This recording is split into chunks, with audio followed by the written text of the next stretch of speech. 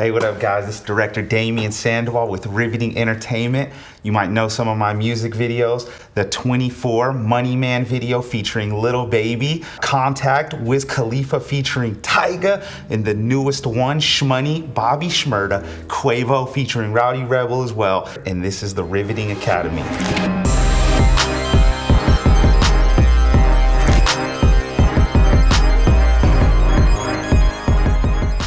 Well, the director and the client, that relationship has to be very, very important. Like, the way I kind of started getting big in this industry was connecting with a no-name client who was a no-name at the time and building that relationship of trust and a friendship.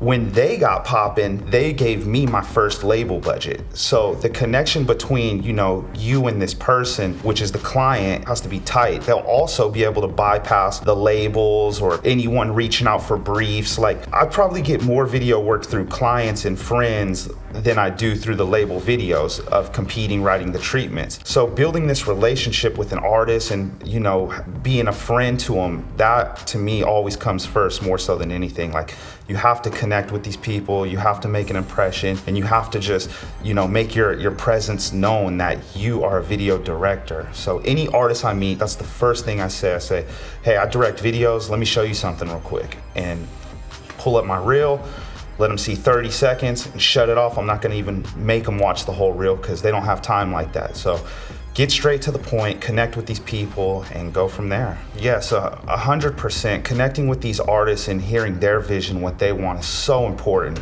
because you can have this great idea, but if they're not feeling it or that's not what they kind of envisioned, they most likely won't like the video. So anytime I'm dealing with a client, I like to just get straight to the point. What do you see? What do you want? What do you envision for this project? And once I have that, then I could go in and put my sauce into it and say, okay, well, I think we should add this lighting, or I think we should do it this way, and put on the touches that I know are gonna look good. But hearing the artists out and then putting their vision on paper is the most important thing.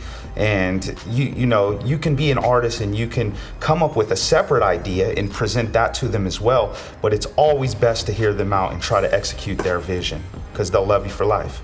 When I first moved to LA, I was doing $1,000 videos all in. Give me $1,000, we'll pull up, we'll shoot a video, we'll do what we can do. There so happened to be this artist who, she wasn't even featured on the record. She was just there and she liked the way I worked. And she said, hey, I want your info. I'm gonna be an artist one day, blah, blah, blah. And I'm like, okay, cool. We exchanged Instagrams.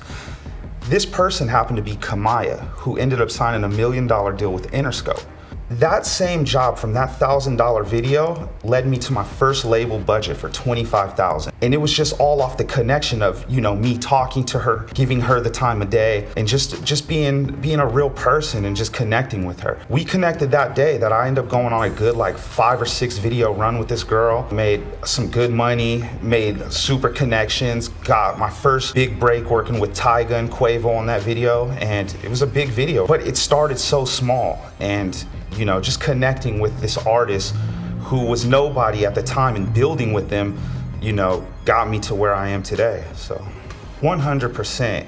If I did not connect with Kamaya that day, then I probably would still be doing these $1,000, $2,000 videos. I probably would have got to where I am at today, but it would have took me a lot longer.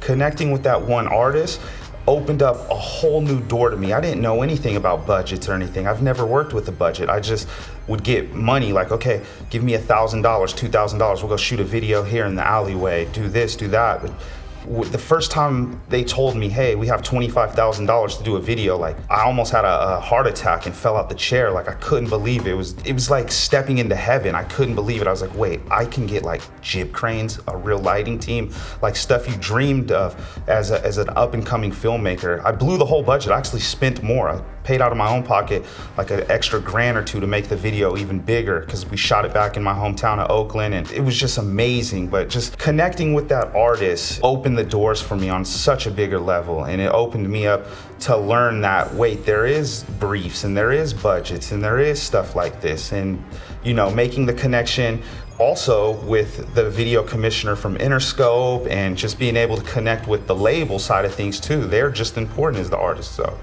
You have to just, hold yourself to a standard and try to be professional and connect and let these people know this is what you do. Well, you have to realize connecting with these clients, everyone's different. If you're doing a rap video, a rock video, a country video, these people are different. You have to be a chameleon as a director. You have to know who you're talking to. You have to know who you're working with.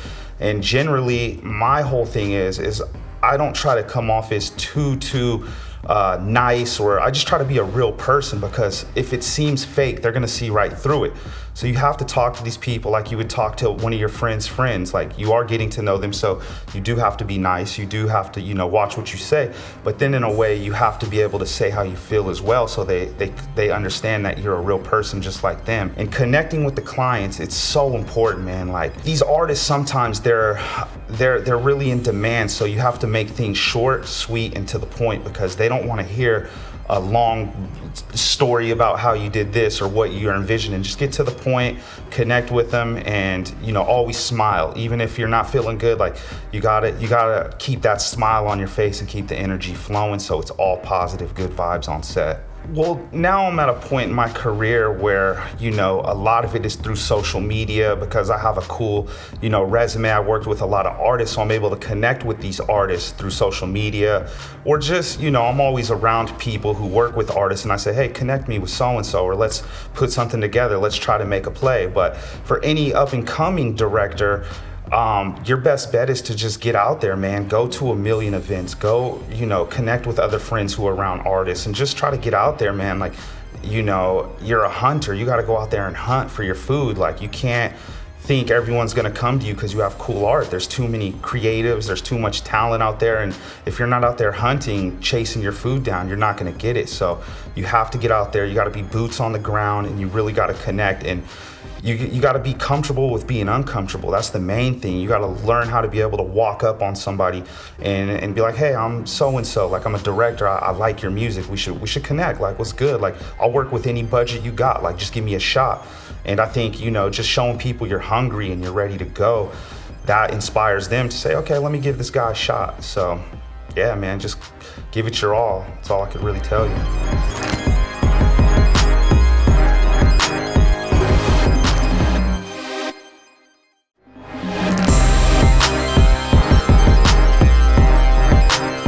Yeah, well, I connected with Riveting through Scott. He DM'd me, so that just shows you right there. And, me and Scott weren't friends at the time, so it was in like the request folder where I had a bunch of DMs, and I just happened to like look through them, just like, oh, let's see who's trying to connect with me.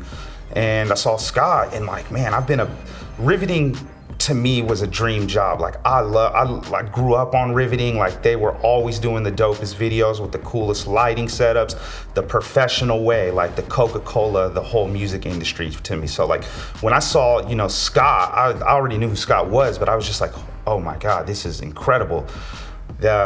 He lined up a meeting. I came through to the office and I was blown away, and I was just like, man, this is incredible. Went and bought a brand new outfit to make sure I looked fresh and fly. Showed up, presented myself in a professional way, shook his hand, looked him in the eyes, and told him this is a dream situation for me. Let me know what I need to do to make this happen. And sure enough, I'm here today, man, still rocking and rolling with these guys, and these guys are grooming me to try to be one of the best directors in the world, and I really feel I could be. And I look up to these guys more than anyone in the industry, and these guys have helped me, and they're grooming me, like I said. So connecting through social media, like, I don't know if social media wasn't around if I would have even connected with them. So look in your request folders, and artists will look in their request folders as well. So don't be scared to send that DM. Yeah, well, when you're reaching out to all these artists or whoever you're trying to connect with, who's most likely on a bigger scale, these people are probably, one, very busy, and two, their DMs are probably flooded. So it's hard to really connect with these people if you're coming in and you're saying, hi, I'm so-and-so and I do this. Like, put the music video slate emoji and then write your comment or whatever you want to say to these guys. You have to catch these people's attention. So connecting with these people, to me, is like, you have to do something eye-catching, and then hopefully they see it, and if not, follow back up every 3 to 6 months, and they'll eventually see it. And if they move forward with it, then it happens. But if not, it's okay. Just you'll meet these artists one day. So that's when you could connect with them in person. The first step to making new connections through social media is, one, you have to have your page looking good. You can't have it too personal with photos of you and your grandma at a birthday party. Like, your social media is your business card. Make sure when people go to your page, they know exactly what you're doing. So once your page is set up and everything's looking good, that's when you can send the DM and send it with that emoji that captures their mind right away, the film camera, the slate, whatever, and then contact them and say, hey, I'm so-and-so, let's work. Or hey, I'm so-and-so, I love this record, I want to do a video for it. Hey, I'll work for free. Like, whatever you need to say to grab these people's attention, that's the main thing to start the conversation. And then if they reply, don't go back and forth trying to message them and all that. That just leads to endless. That they don't got time for that. Say, hey, what's your number? Hey, here's my number. Send me a text, and then get them on the phone. That's the most important thing, is getting these artists on the phone and talking to them to let them know that you're a human just like them. And once you get them on the phone, then try to just work your magic from there. Well, if you're not in a position to showcase your work on the right level where you feel these artists would be interested in you, start reaching out to directors. Start reaching out to directors of photography, lighting people. Start coming out to these sets with your film camera and doing BTS for free. And then get the approval of the producer, the director, once the video comes out, to see if you can put these photos of the sets on your page. You have to start small and grow big. Nothing's gonna happen overnight. So you gotta put in the work. Literally, anybody I know will come out and help for free if they're able to learn experience. A lot of people like me didn't have money to go to film school. I was reaching out to directors via Facebook saying, hey, can I come to your set? I'll carry all your equipment for free. I don't need any money. I just want the experience. And you have to be hungry and then build your page up. Like, while I'm shooting this interview, I'm looking at this setup. I'm like, wow, I want to post this on my social media. This is a cool setup. And if you had your page with these really cool film setups, these people will know you're into film. So you have to build your page to look like you're in the industry, and then it's up to you to get the chance. So if you're coming out to work for free, it has to be for the right thing. You just can't go out and work for free and go below your level. You have to do something above, something that's worth it, that's worth your time, and something where you're gonna learn.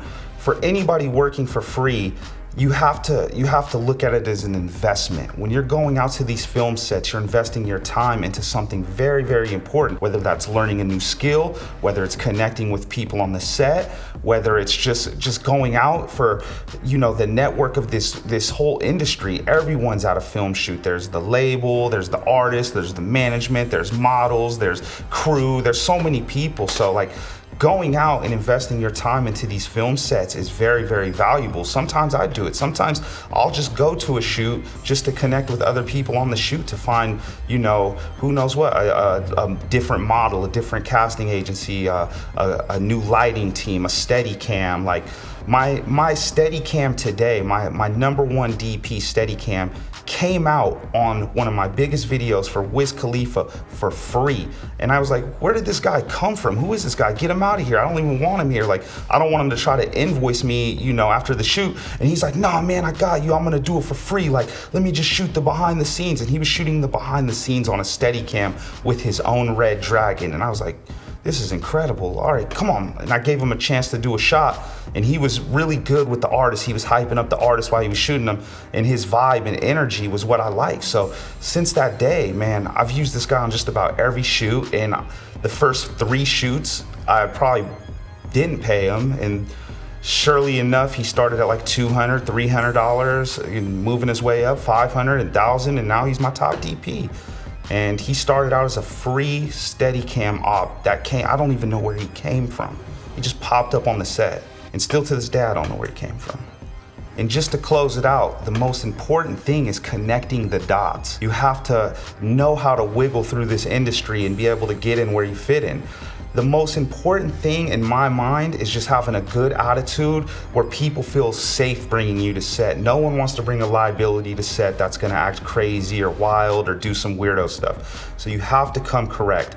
I always recommend you come early, you get there, you work hard, and you do jobs that aren't even yours. Help clean up, help the lighting guy move stuff. Like just be an overall asset to the production, and you'll always get a call back because they're like, man, that guy works hard. I want him here today. Like, hey man, like you'll get the call, man. I've seen it happen. Like the guy lighting this whole project right now, he snuck in and he's one of my favorite lighting guys in the industry. I don't even know where that guy came from. There he goes. So you got to connect the dots, man. It's very important. The relationships are so key, and if people see you working hard with a good positive attitude, you'll most likely get called upon if someone else isn't available. So work hard, keep a smile on your face, and just always stay hungry, and things will fall in place for you, I promise you.